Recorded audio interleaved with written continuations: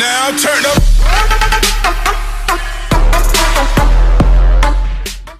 What up is Marcus with Dynasty Football Dads. We have another video here for you. We are doing some of analytical video. And what does analytics means? It means stats, it means history, trying to predict the future. I like trying to predict the future. I mean, that is what fantasy football is all about. And fantasy football and dynasty football is one of the hardest things to predict. It's why I think even in redraft, I have people that don't know much about football. And as long as they pick up players on a consistent basis, they can sometimes compete and very rarely sometimes actually win championships. My wife.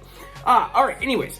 So my biggest first thing to know, and this is this is talking about rookies. We're talking about this will help in startups. This will help just give you a conscious mind of where to, perceive rookies in their rookie year. 2020 was an amazing year. And I think that is something we have to calm down and make sure that not every year is going to be like 2020. 2020 was a class that we talked about that was going to be a good class. 2018, we knew 2020 was going to be a class. 2019, we knew 2020 was going to be a good class. 2021 is a good class, but it's not going to be that elite, immediate, maybe production class. I don't know. My English is whatever. So less than 10% of total rookies will finish top 24 in their position, which is quarterback, running back, wide receiver, tight end. So 3.5 running backs. So running backs out of anything are going to be your best bet at finishing in the top 24 in a rookie year, which is kind of incredible to like. That's why I draft rookies early, because I know the immediate impact of dynasty football is when you get a player that starts hitting immediately, it changes mindsets of other players want that 21, 22-year-old running back, 23 if you're Najee Harris, running back. They want that, and that demand for that type of player goes through the roof. So 3.5 running backs per year are in the top 24, 1.5 wide receivers. So is it going to be Jamar Chase? Or is it going to be Devontae Smith? Is it going to be Jalen Waddle? Is it Elijah Moore? Rashad Bateman? Or is it going to be half of one? It can't be half a person. I'm sorry. But maybe we took the two, like CeeDee Lamb and Justin Jefferson. Maybe that means there's going to be one in for 2021. Is it going to be Jamar Chase? Is it not? I predicted not. I think Devontae Smith. I think Devontae Smith has the best bet. But it is what it is. I could be wrong. 1.5 QBs are in the top 24, which surprises me because I feel like a lot of these mobile quarterbacks we hear of, like Lamar, and we hear about like Jalen Hurts, and we see all these different running quarterbacks are another big key.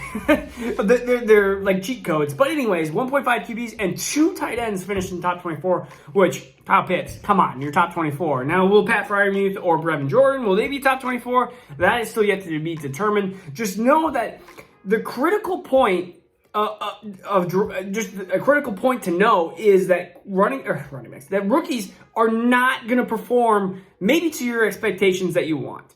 And so we have to temper expectations, especially if you're a competing team. Just know it may take a while. It may take 2/3 of the season before they become fantasy relevant.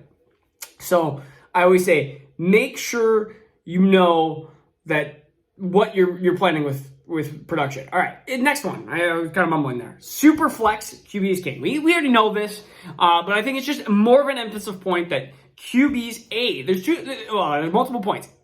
Point A is they're going to have a longer production period. You're going to have QBs that are going to withstand a lot longer period of time of being highly fantasy relevant. So that's A. B, they score more points. So if you have more points in your super flex position, you have a higher chance of winning. I mean, that's just common sense right there.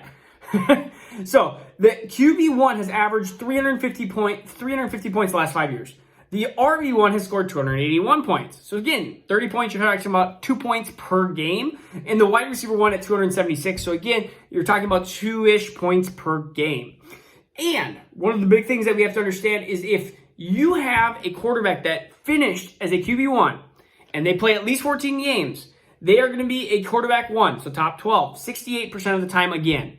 That is 50% for running backs, and that is, where are my wide receivers? Oh, actually, it's only 50%, around 50%. I like to guess. It's not a guesstimate, estimate. So 50% for running backs and wide receivers, and I knocked it down to 13 games there, not 14. So you have a 18% chance, around an 18% more chance of having a QB1, again, reproduce again. I think I said again enough, all right? Again.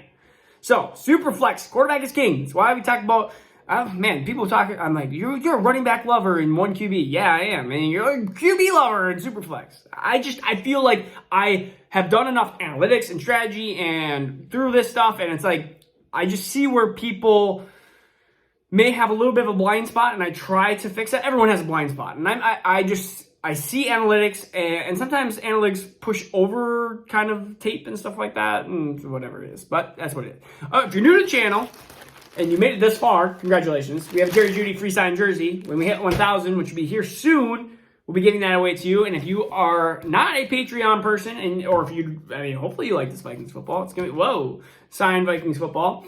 We are giving that to Patreon supporters. So every $1 that you give will be a $1 ping pong ball we get to throw in, and we're going to kind of do like a draft lottery. NBA draft lottery style. No collusions in this NBA draft lottery. Another, and my final point, is targets over touchdowns for wide receivers. And this is very important for running backs as well, but targets are incredibly important, and it dictates so much of what I produce. If you're getting target share, if you're getting targets, then I know that you have a better chance of fantasy football production, period. You can have a player, and I'm going to give you 2 different examples, Davante Adams and Stephon Diggs, because they both had interesting years last year.